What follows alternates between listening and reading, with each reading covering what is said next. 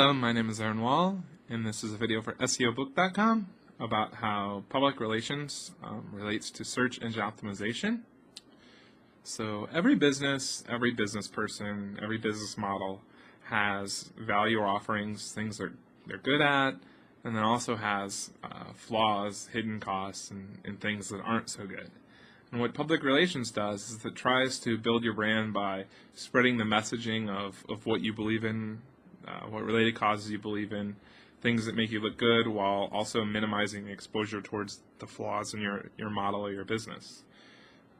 Alternatively, public relations can also be used to diminish the upside of competitors and competing business models, and also make their flaws look larger than they are.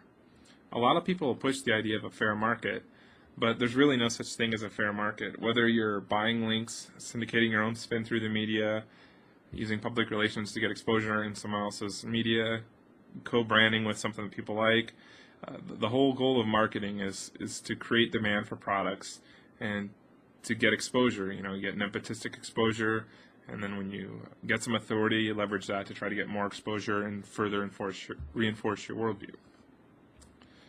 So everyone uses PR as far as in the business world.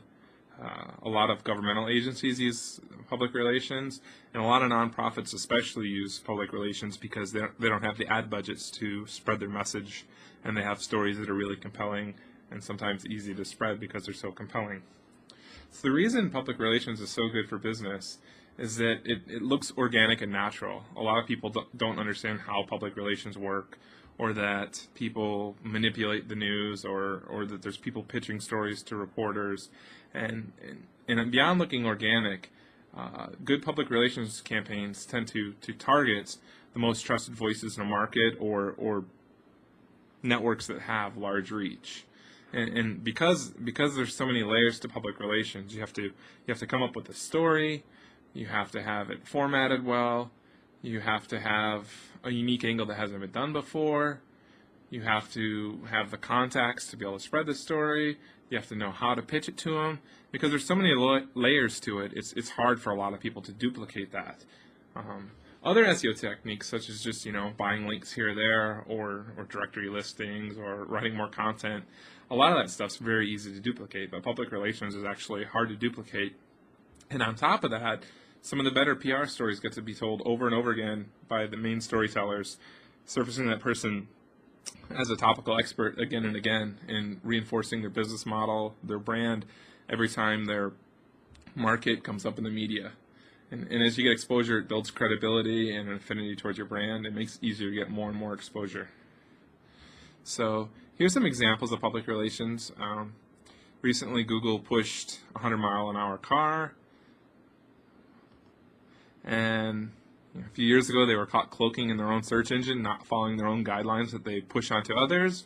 But that first story you'll probably see a lot of. The second story you'll see almost none of. That's kind of how public relations works. Spread the good stories, try to prevent the bad ones from spreading. And you can tell that Google's good at their public relations by the fact that they're worth about $160 billion. So the government also uses public relations. Here's a PBS Media Shift story about how YouTube is letting you see what the Iraq war is like through the eyes of a soldier. And then here's a story about how the U.S. government was censoring some of the stories from Iraq, or censoring some of the videos from Iraq soldiers from even being shown on YouTube. So they want to spread their marketing message on one front and not make the other content too accessible on the other front. So one of the easiest ways to spread a story is to create something people would want to talk about, something they'd want to share, something that shares their brand values. So it's easy for people to say, hey, my mom worked hard raising me, she was a great mom. It's easy for moms to appreciate the role of their mom. It's easy for moms to want to feel important, like they did a good job raising their kids. Because all this, a mom's salary calculator is really easy to spread. It's a compelling story, and letting mom know you appreciate her. That's why there's even a holiday called Mother's Day. So the whole goal is, if you create stories that reinforce the values of other people and make them feel important, it's easy for them to spread. So also there's blog value calculators that overestimate the value of blogs. And why do they overestimate it? Well, if they tell me that my blog's worth $30 million, I might put a link up on my site saying, wow, check out how much my blog's worth. They get more authority, more links, and more bloggers spread the story. If conversely, if they said your blog was worth like $4, a few blog haters might spread it, but all the bloggers wouldn't be spreading that story, because who wants to know that their stuff's not worth much? Who wants to be told they're not doing a good job?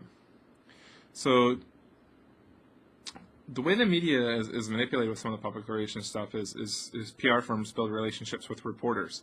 Paul Graham wrote an article called The Submarine, which does a really good job of explaining how these relationships are built, how they work, and how public relations firms help guide the media on what they write about. And just like there's stories about love and good stuff, there's also stories about hate and bad stuff.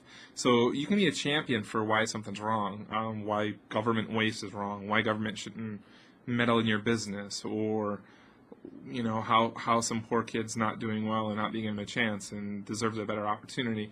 And you can take any of these ideas, and as long as you truly believe in them and you want to spread that message and you're willing to fight the good fight, you can champion a more fair world, a world that offers opportunity and is more level.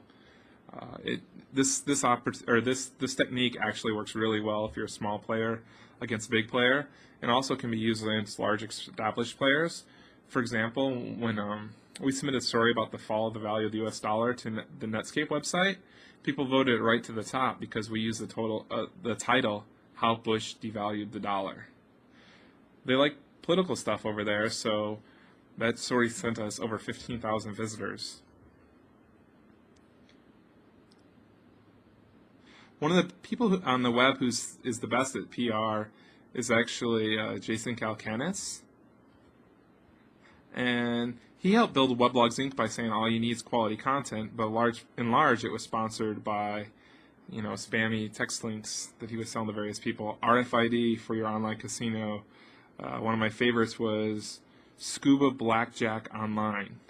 So he was selling all these links, and that's what made his model work. When he launched Mahalo, saying that SEO was going to die, and a week into it, they were already scraping hot keywords trends off the Google Hot Term list, and now anyone can get paid to create a search result for Mahalo, and they're getting indexed in other engines. So, and just how there's the we love you angle, there's also the we hate you angle that Calacanis played with SEOs. And then you could take it one step further with Please Hate Us, which is what Paper Post did. They sold undisclosed editorial posts, creating controversy, and here's Paper Post offers to sell your soul.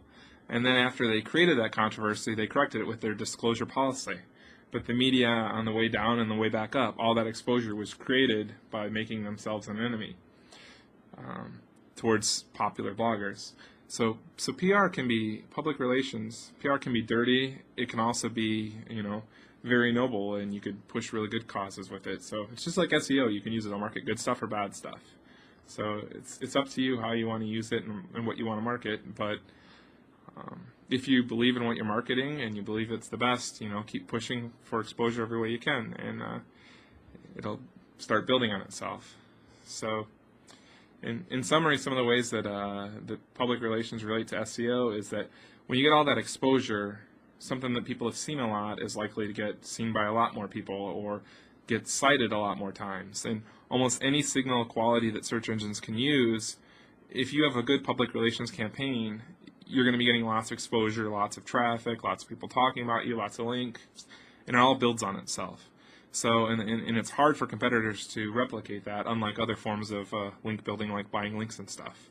So it builds your brand, it's hard to replicate, adds lots of value, sometimes grows virally. So that's all those are reasons why public relations are great for SEOs, and hope you liked this video, and let me know what you think. Thanks.